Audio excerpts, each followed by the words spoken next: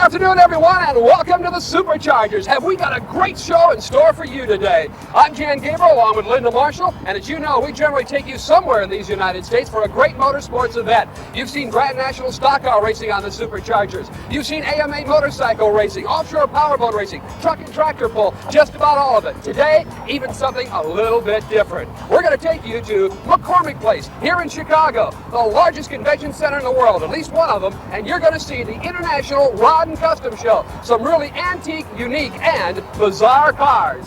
You know, Jan, the thing I'm looking forward to the most are those wonderful nostalgia cars of the 50s, the Corvettes and the T-Birds. We're also going to be taking a look at some wonderful cars out of the 30s and the 40s, along with some very modern racing cars. And we're going to meet the people behind some of these great cars. Like Aggie Hendricks, the fastest woman on wheels, and George Barris. He's the one who makes all those far-out cars for TVs and movies. Yeah, George is very interesting, a little weird at times, but very interesting. So, come on along. We're going inside McCormick Place on Chicago's beautiful lakefront.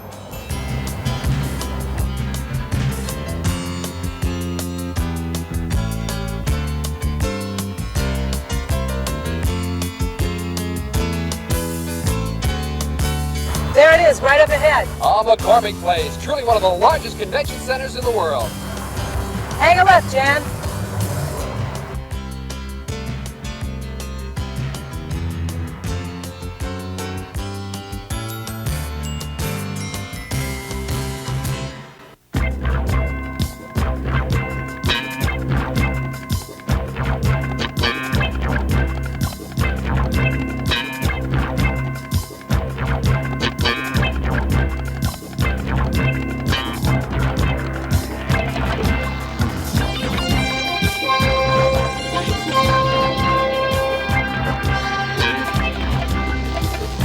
The Superchargers, featuring national championship and unique motorsports events.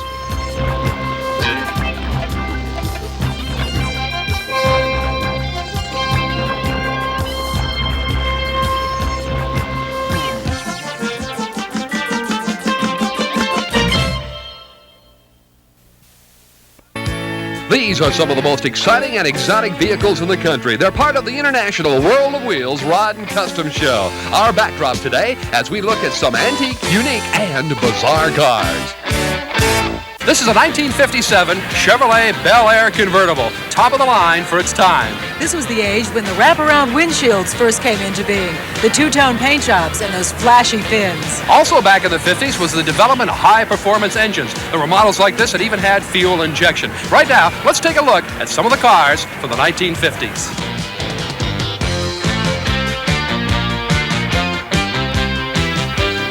If you grew up in the 50s, you couldn't help but fall in love with the cars of the day. They were big and bold and beautiful, some perhaps a little gaudy.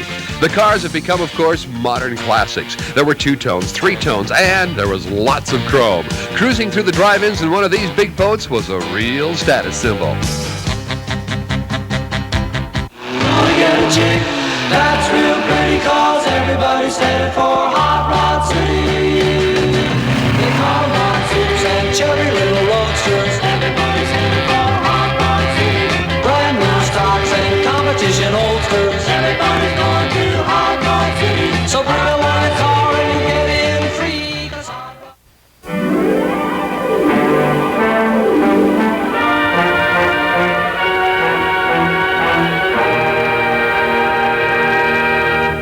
This is the Edsel, unlike any other car you've ever seen. This is the Edsel. This is the Edsel. This is the Edsel. This is the Edsel.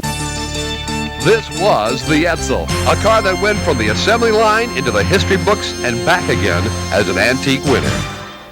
Largest pickup truck. This is King Kong. The tires alone are 5.5 feet high. The vehicle has independent steering. The front wheels can go right, while the rear wheels go left. Dragsters, and then again there are dragsters. Suppose you took the 2,000 horsepower Chrysler engine out of this top fuel dragster and dropped in a big jet engine from a fighter plane.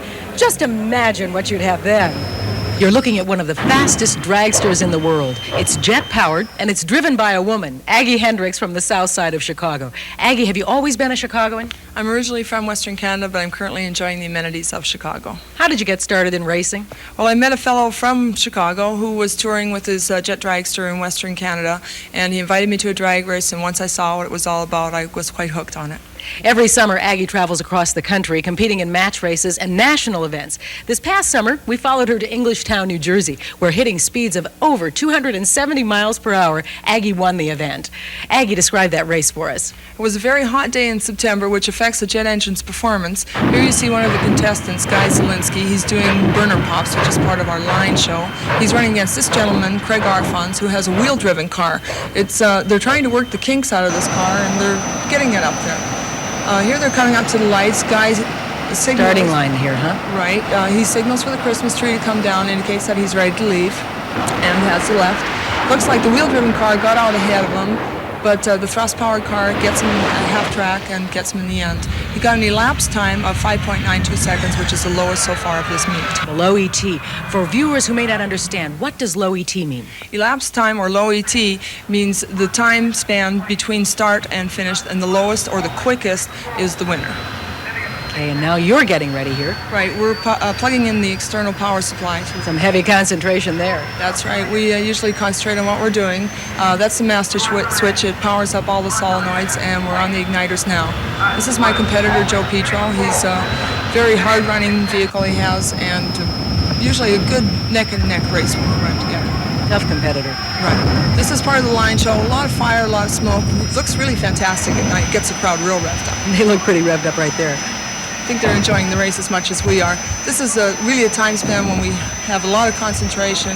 We're waiting for the tree to come down, and we're both ready to go together into the track. One long last look at that track. To make sure you can see where you're going once you get there, it's going to be... There are the lights again. Yeah, here we go. It's a very close race. Coming up half track, we're getting him, and we've got him in the end here. It's 5.89, which is the low ET of the meet. Aggie Hendricks, the winner. The crowd really was behind you that day, too. They were really supportive, and I'm sure they had a good time. And we should mention the parachutes. It's very critical, the timing that they have to come out, right? Oh, it's a matter of life and death. Oh, and here are the jet funny cars. We have not only jet dragsters, but jet funny cars as well. They're a wonderfully new addition to the jet industry. It's a very identifiable object for the spectators. They can say, here's my Camaro, it's got a jet engine in it, there it goes. You know, they really enjoy it. Here's Bill McDaniels running against an Australian fellow, Paul Miller. Bill did eventually win this race. The funny cars are less aerodynamic and generally heavier than the dragsters. Therefore, they have a higher ET and lower mile an hour. And Bill McDaniel, the winner.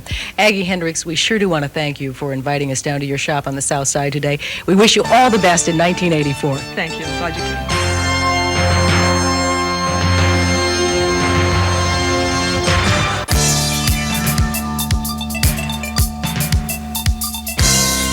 For this edition of the Superchargers, we searched everywhere for unique cars and came up with 3 four-wheel creations that were virtually indescribable. Johnny Cash might call this one a 4950, 5160, 6162 Cadillac automobile, but nobody knows for sure, not even the guy who built it. We'll just have to leave it up to your imagination as to what they are.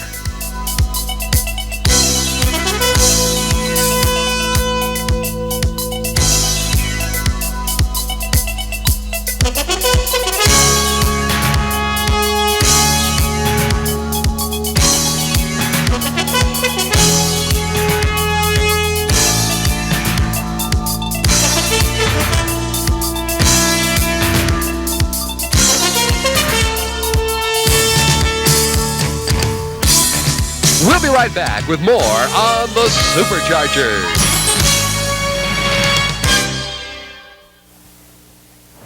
We're back. This is a 1937 Ford, but it's not quite the same as it was back in 1937. For instance, this car has a 300 horsepower engine. Back in 37, it was only 60 horsepower. This car also has a lot of other extras, such as power steering, power brakes, a tilt steering wheel, and a whole lot more. Some people say this car was virtually indestructible.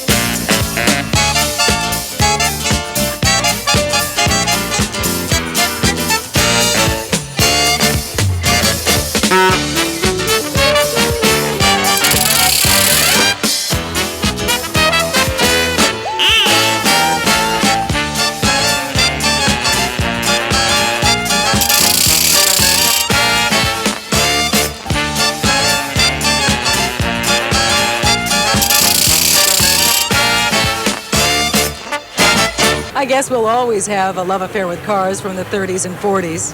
Now, once again, here's Jan. Thank you, Linda. Here at McCormick Place, we found this really sleek Indy Racer. It has speed capabilities of up to 240 miles per hour. Now, this particular car won the Indianapolis 500 in 1975 when Dan Gurney was the car owner and Bobby Unser was the driver.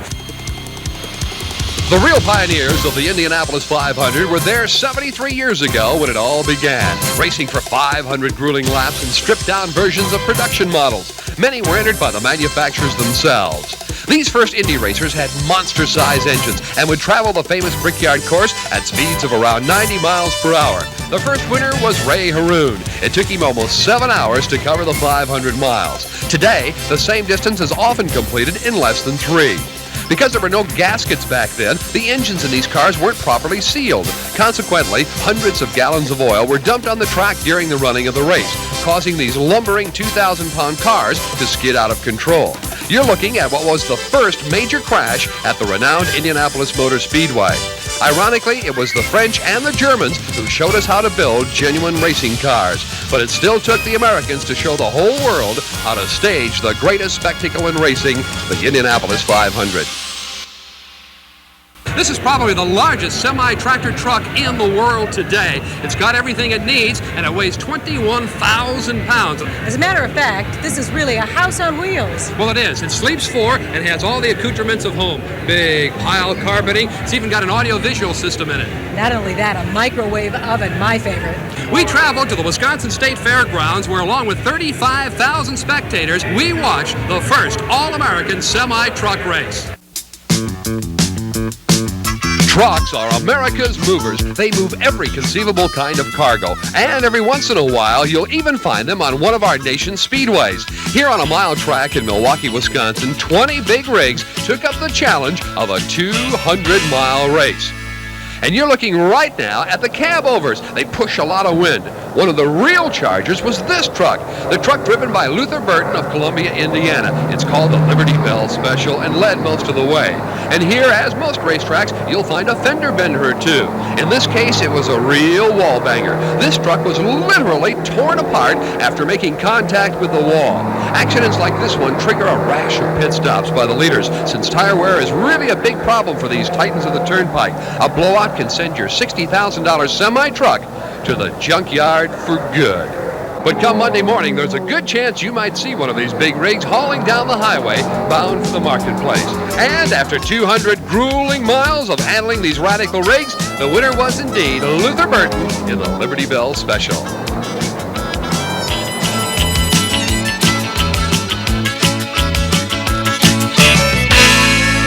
This particular car is the kit car from the television show Knight Rider. And along with this car, there were hundreds more created by this man, George Barris. George, first of all, let's find out, what was your very first Hollywood car? Well, the very first one was a 1948 Chevrolet that I did with a movie with Douglas Fairbanks Jr. way back in 1950, and it was called High School Confidential. Now, I know most people out there will recognize the Batmobile probably as your most popular. Is that fair to say? That is correct, along with the Munster Coach was another very big favorite, and the Beverly Hillbillies and the Monkey Mobile and quite a few other ones too, but the Batmobile was probably the #1 car. Do you have any favorites? Not really, because every car is a different challenge. So actually you can't say a Batmobile is different than a Munster or a kit car or the new car that we did with Hardcastle and McCormick, which is actually a Lola race car. So each one of them are probably a wild-looking vehicles. All right, now George has brought some great film footage for us to look at. What's the first one we're going to see? The car is because it cost $250,000 to roll over that automobile 5 times. It's a James Brolin movie, but actually it's made out of Lincoln Continentals. And we had to power the car made out of steel because rolling over 5 times we had to put a cannon in that car where we'd actually blow the car 20 feet up into the air, had to roll 5 times on the ground, have 2 other cars approaching you at 60 miles an hour, and we had to end up on top of those 2 other automobiles. Let's talk about your most famous of all, the Batmobile. Here we are at the Irwindale Raceway. I'm going to show you how a Batmobile can really run. Now, how many Batmobiles were there? There was actually 5 of them. Why 5? As I said, that Batmobile, Adam West, who happens to be one of the world's worst drivers. You mean Batman was a bad driver? Well, regretfully, yes, when he drove a passenger car because he would end up hitting the back of the Batcave every time he went out of that sequence. sometimes these cars become more popular than the stars themselves. Well, in many cases, such as the General Lee from Dukes, it became one of the popular stars of the century because of the fact it did do jumps and all kinds of tricks. King of the custom car builders, George Barris.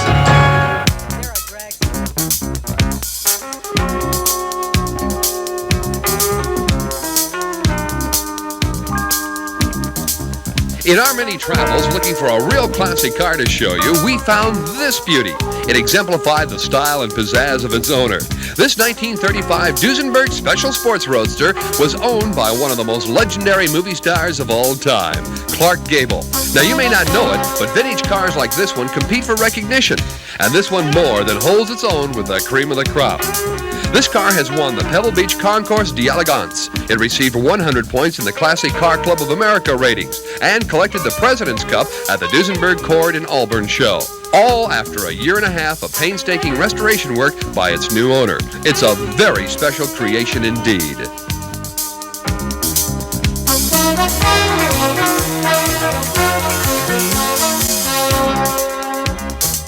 This car is so rare that only 2 of this model were ever built. Actor Gary Cooper owned the other. The Duesenberg Company built a total of 480 cars between 1929 and 1937.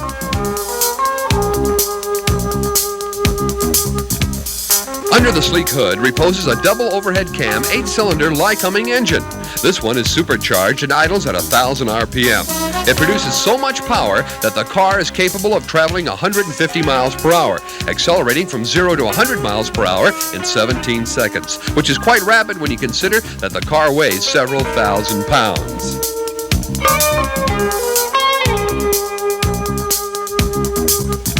This Duesenberg is so specially equipped that it even boasts of a tachometer and an altimeter. It has special hydraulic brakes good for dry weather as well as snow or rain. And it rides on the balloon tires that Duesenberg is credited with introducing to the American automotive scene.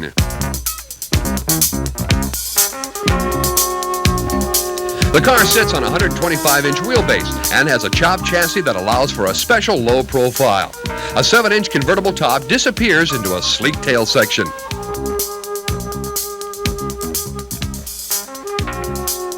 Its elegant red leather interior is the finishing touch that enables it to be referred to as the Rembrandt of fine cars. And like Rembrandt would have done, it has many coats of lacquer that have been applied with extreme care.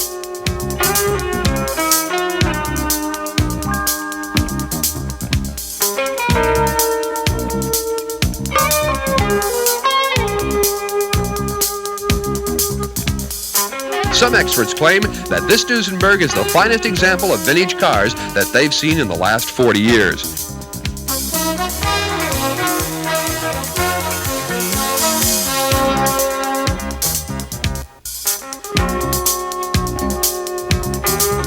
We'll be right back with more on the Superchargers.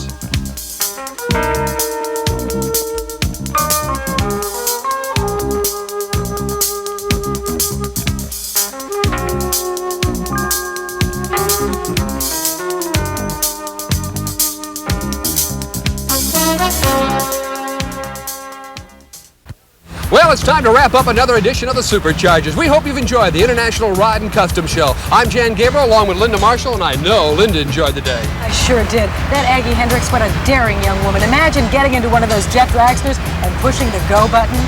I want to thank all the participants in this great show, and we'll look for you again next time on the Superchargers. So long.